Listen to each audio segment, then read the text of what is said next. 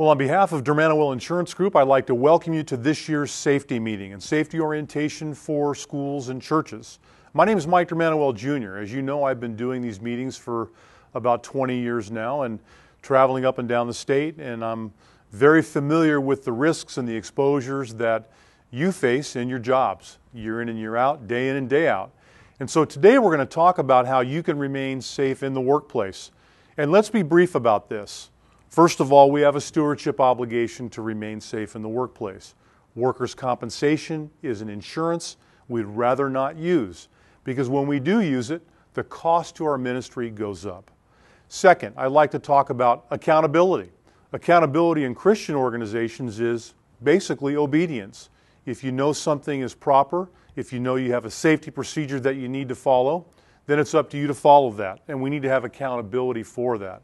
Third, I'd like to talk about what to do if you are hurt, and we'll have experts talking with you in just a minute about that. Then we want to examine 4 ways that will keep you from experiencing 90% of all workplace injuries in churches and schools. 4 ways, embarrassingly simple for you to master and understand. And then we'll talk about some of the resources we have available to you after this meeting through our YouTube safety channel, DMIG Safety, where you can watch and learn and be trained in a variety of ways on your mobile device, on your computer, or in a group setting. So, all in under 30 minutes, we'll cover it for you, send you on your way, back getting ready for school to start or whatever else you have to do. Again, thank you for joining us, and I hope you enjoy this presentation.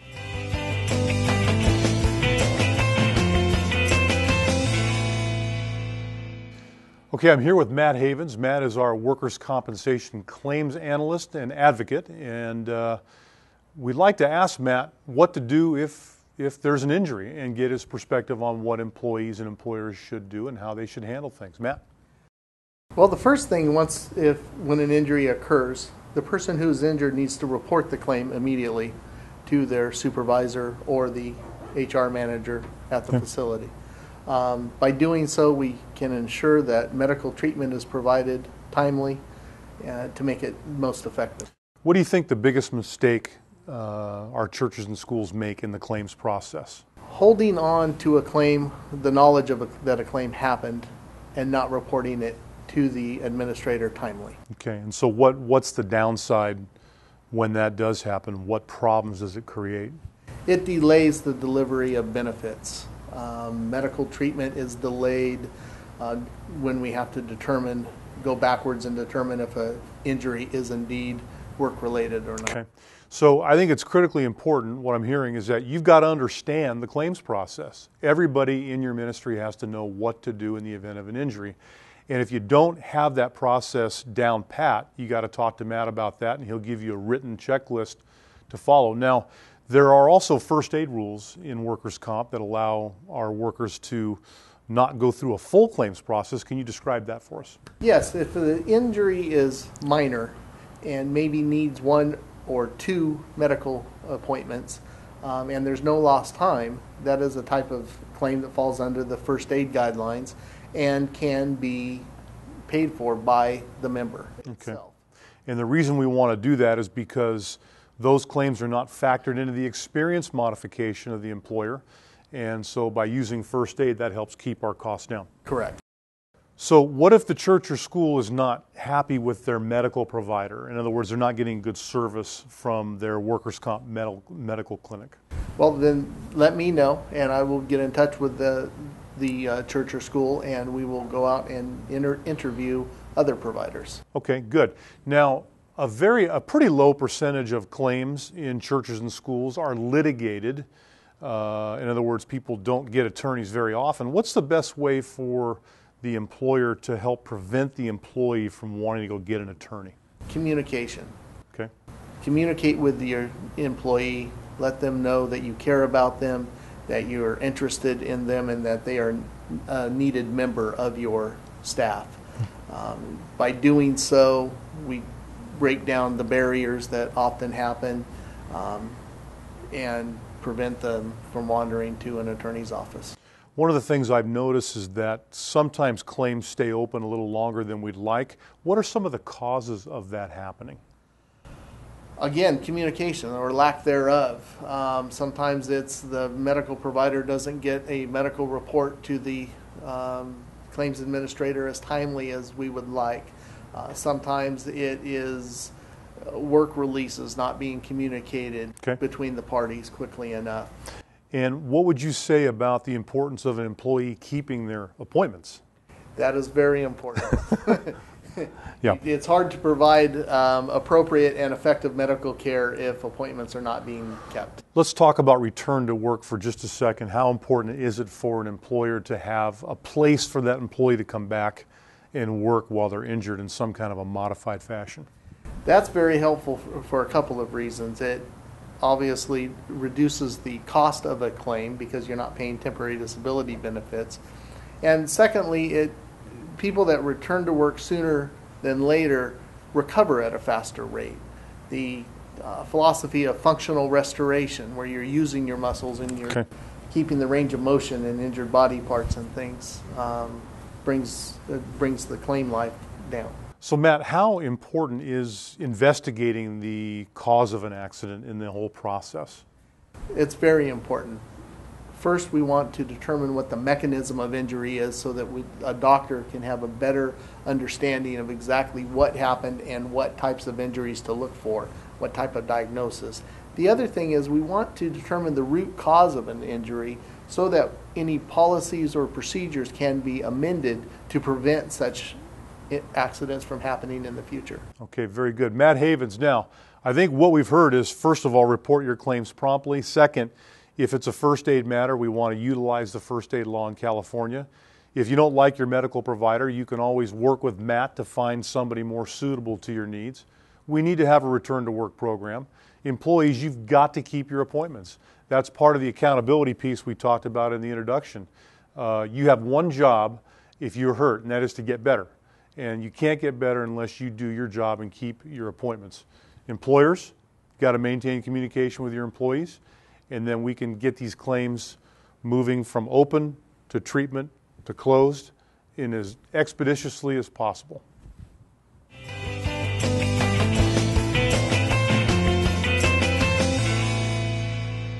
Okay, when we first started, I said we were going to go through the 4 ways that you can successfully eliminate 90% of your chance of being injured. One of these ways is to tackle the controversial issue of footwear. Bad shoes. These are bad shoes. You see what I'm doing here? Bad. Bad. Bad. Bad. Bad. And bad. Okay? I know it's tough. I know the dress code is going to be the subject of ire and scorn and controversy and discussion, but I have to tell you something. The wrong footwear on the wrong person in the wrong circumstances can be an absolute nightmare for your ministry. It's time to deal with footwear. Hi, my name is Gabe Laurenti. I'm with Dermanuel Insurance Group, and I'm a loss control consultant. Today I wanted to illustrate what improper footwear looks like on a stairs, which many of you have in your schools and churches.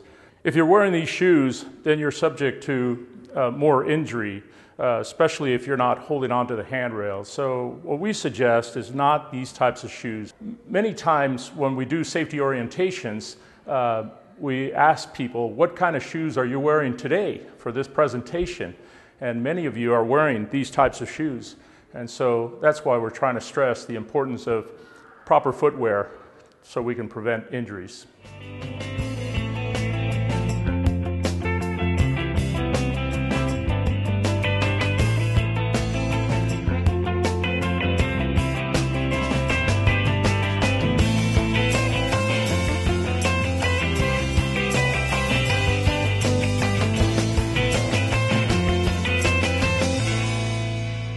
Okay, one of our top 4 ways to avoid getting injured is to simply avoid sports and avoid horseplay.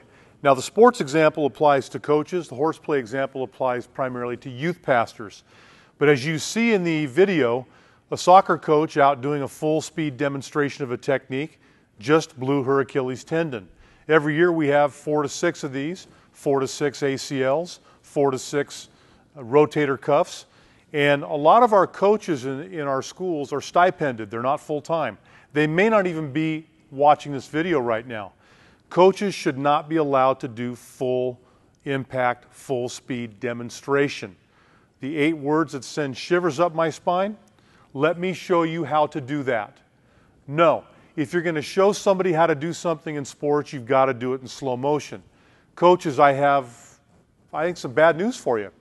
If you're 22 years old or older, you're already washed up. Your body is in a severe state of decline, whether you want to admit it or not. That's just a fact. So we want to avoid sports injuries by coaches. They are a plague on the entire system in Christian schools. Now, the other thing that we want to do is we want to really monitor our youth programs. Our youth pastors are out there doing all kinds of crazy stuff. They're the least likely to care about safety or risk management, generally. It's probably the furthest thing from their mind. So they're involved in all kinds of extreme activities as well. But it even goes beyond sports and youth activities. It goes out to that teacher that just innocently goes to kick a ball. Maybe it's the only time they've done that in 30 years on the playground, and yet that one time they get hurt. So horseplay, sports, playground, all hazardous places, all places where we need to really work to avoid getting hurt. Earlier, Mike talked about accountability and stewardship. And I think it's a very important component that we hold employees accountable for their actions, especially if we have a written safety program and we have safety meetings, we talk about safety rules, and the only way to put teeth in that program is to have a progressive disciplinary action process in place. Many times when I meet with you guys, we talk about injuries, but we also talk about repeat offenders, people that have 2 or 3 or 4 injuries. What is the disciplinary action that you're using today in order to put some teeth into your program? And if you're not going to hold people accountable for their unsafe behavior, then what we suggest is putting more money on the side for future increase in your workers' comp insurance package.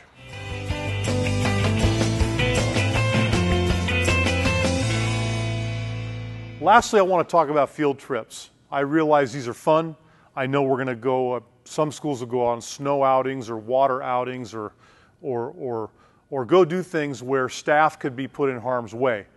All I want to say to you about these is that if you're going to allow staff to participate in field trips where there's a lot of physical activity, then you've got to be prepared for workers' comp claims and higher costs. A lot of schools have been questioning whether or not to allow staff to participate in these, or not requiring staff to go so that staff who do go are going as volunteers and will not be covered for their injuries. Either way, be aware that when you're scheduling staff activities, you want to make sure the staff is not put in harm's way. So, to recap, coaches, you're washed up, your bodies are decaying, you're old even though you're only 22 or 32, and if you go full speed, you are going to get hurt. Youth pastors, you've got to care about risk management. You've got to care about safety. You cannot be out on skateboards. You cannot be out on rock climbing walls, okay? You just can't. If you are, you're a hazard. You're an injury waiting to happen. Field trips. Need to monitor activities on the part of staff. This whole body, this whole subject, if you can deal with this and work on it, you'll greatly reduce injuries in your church and in your school.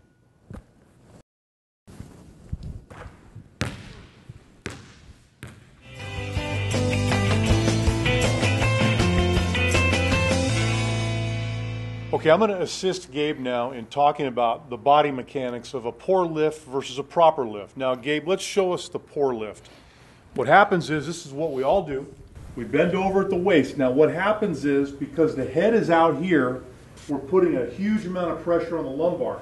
Your head may weigh 8 to 10 pounds, but when it's 4 feet in front of your lumbar, you're supporting it, it probably weighs 10 times that amount. So your trunk and your head are stressing out your lumbar. That's why something is lifting as light as a piece of paper can cause a back injury. Now let's look at the best way to do this. Best way to do this is what we talked about earlier. Squat down like a baby. Now you're not putting any of the weight on your head or your torso out over the lumbar, it's under the lumbar and under the legs, and that's how you avoid hurting your back. Okay, so we've been talking about the lower back, and people hurt their backs doing seemingly innocuous tasks, picking up things that weigh next to nothing. A great example is this tape here. Now, over time, when you tape cords down with tape, that tape and the glue will stick to that carpet. And so we've actually had people injured pulling the tape up off of carpet. So Gabe, why don't you show us the wrong way to go about doing this first, and then show us the right way to do it. Well, the wrong way would be to, very easily, is just bend over like this and pick up the tape. While you're pulling on the tape, you're straining your lower back. You're putting a lot of pressure on that lumbar, a lot of pressure on, because your head and your torso weigh so much when you're bent over at the waist. Now let's show us the proper way. Yeah, so you should squat down and pick up the tape and pull it a little bit at a time, but always in a squat position. That way the pressure is on your legs and not your lower back. It's easy to not hurt your back. You have to have proper technique. You have to care about not hurting your back and do it right properly. It might take you an extra 15 seconds, but it'll be worth it.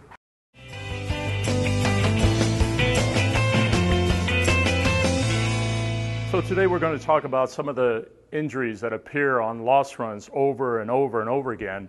And one of them is very simple, just walking backwards. Look at the hazard that I have here. I have cords.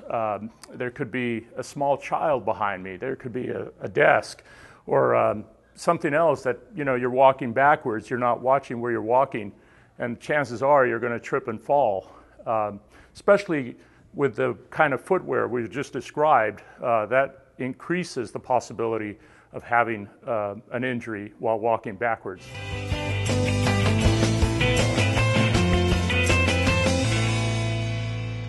Slips, trips, and falls can happen outside and they can happen inside. Let me show you two things I think you ought to be fired for, okay? And you may look at me a little funny when you see this, but if it was me, I'd fire you, okay? This is the first one. You're fired. Man, you get on a chair after 20 years of safety videos. If you're still getting on a chair to reach up and do something, you're fired. Just like Donald Trump, you're fired. Okay? The second thing that would cause me to want to fire you is this.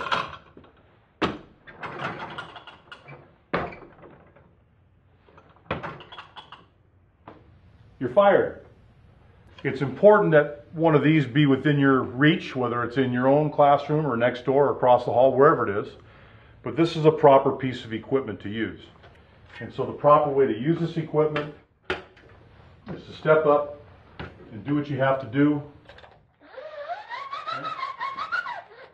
And that's how you do that. But let me show you the improper way that people use this equipment sometimes. And they will actually get on the step ladder, and they'll be working maybe up in here, but then they'll say, well, I need to get over here. And then this is where disaster strikes. When you start leaning outside of the legs of this ladder, then you're misusing the ladder.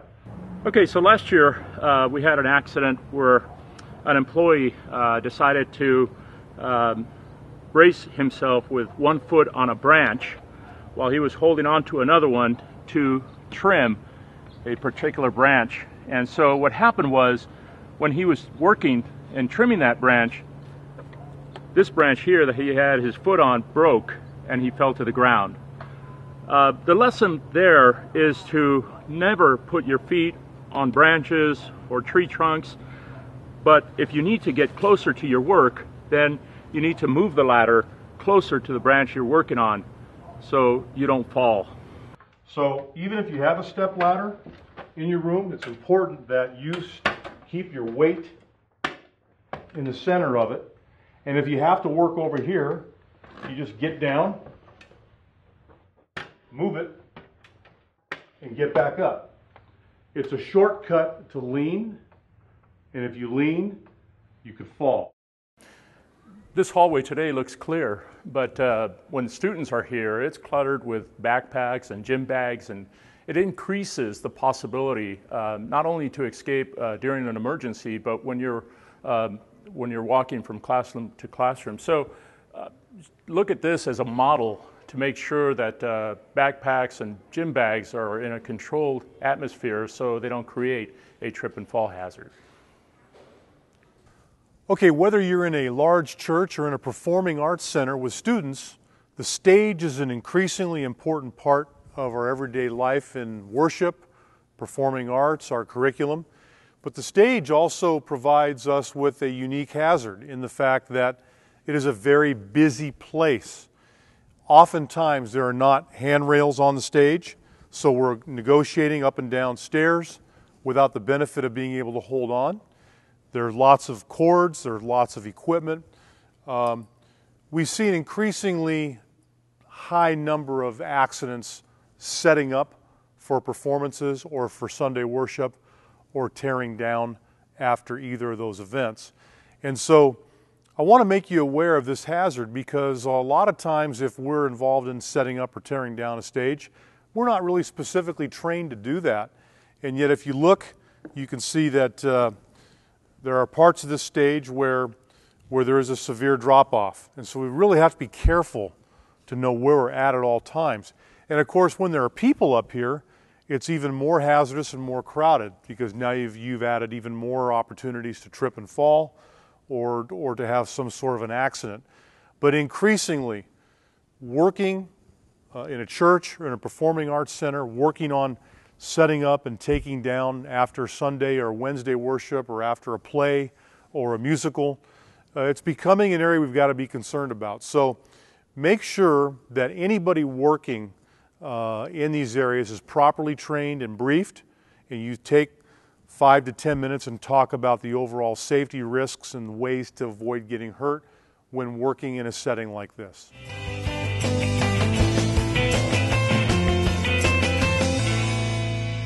We want to talk about heat illness. This is very critical for those employees that work outside, your maintenance. Anybody that works outside needs to have a heat and illness prevention program. The whole idea behind the heat and illness prevention program is to provide water, provide shade, and breaks so people can rest from the high heat outside. You're also supposed to have high heat procedures in place. This would be anything above 95 degrees.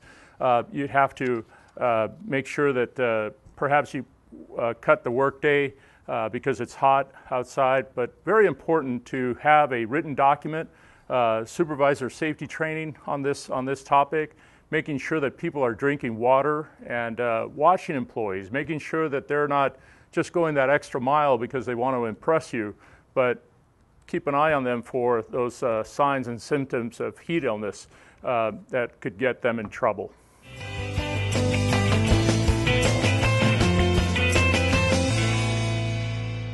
So today we want to talk about office ergonomics. This is a typical setting where you may find some of your administration employees behind a desk working at a computer station.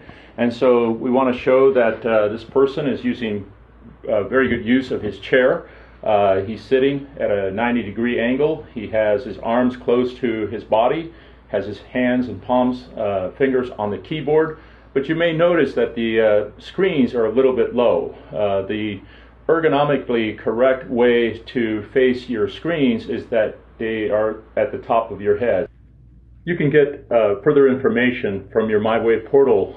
For example, this is a quick checklist as far as what to do or what to look for when you're setting up your workstation ergonomically. So there you can find these documents and other documents on your MyWay portal to help you with that process.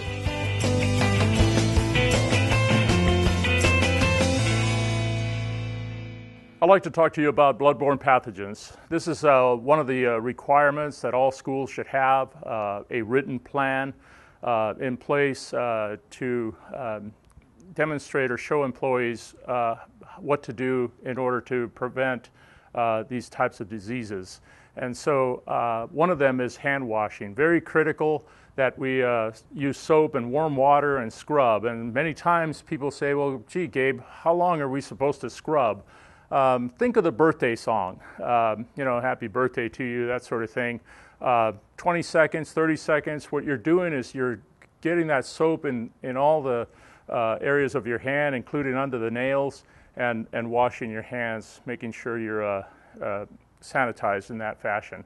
Also, putting on gloves, plastic gloves, and the reason you put on plastic gloves is to protect your hands from maybe a cut that you might have, and anytime you come in contact with blood or any other bodily fluids, that could be a problem.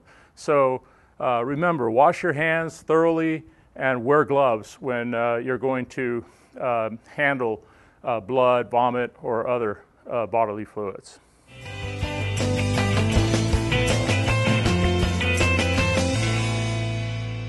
Well, I hope you've enjoyed the information you've received today. We tried to keep it very simple, very brief, and very germane to what you face in the workplace day in and day out. Now, before we did this tape today, this video today, we solicited your input on topics that you would like to see covered throughout the year. It's simply not possible for us to cover them all during this session, but we've created some resources for you in the following areas I think you'll be very interested in. One of those is wellness. Now, I know this is a topic that gets discussed a lot in conjunction with health insurance, but wellness is critically important for the proper functioning in the workplace. Proper rest, proper fitness, proper diet. And I think many of us have challenges with one of those at any given time. We'd like to talk about kitchen safety. We've got resources on that. Fire equipment safety, fire extinguisher training, earthquake safety, CPR and first aid is another resource we have available for you.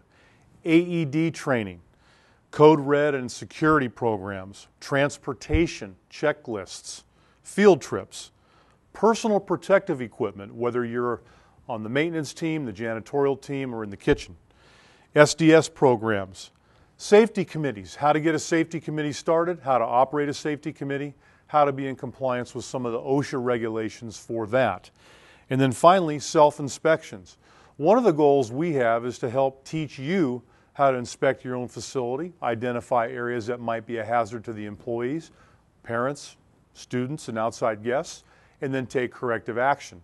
So this is a good set of resources that you can use throughout the year. Many of these will be up on DMIG Safety, which is our YouTube channel, short 2 to 5 minute videos on how to accomplish your objectives in each of these areas. So between what you've learned today and what is possible in subsequent meetings you may have, whether it's in services or special safety meetings, we think we're going to be able to provide you with a full set of resources to help everybody in your ministry remain injury-free throughout the year.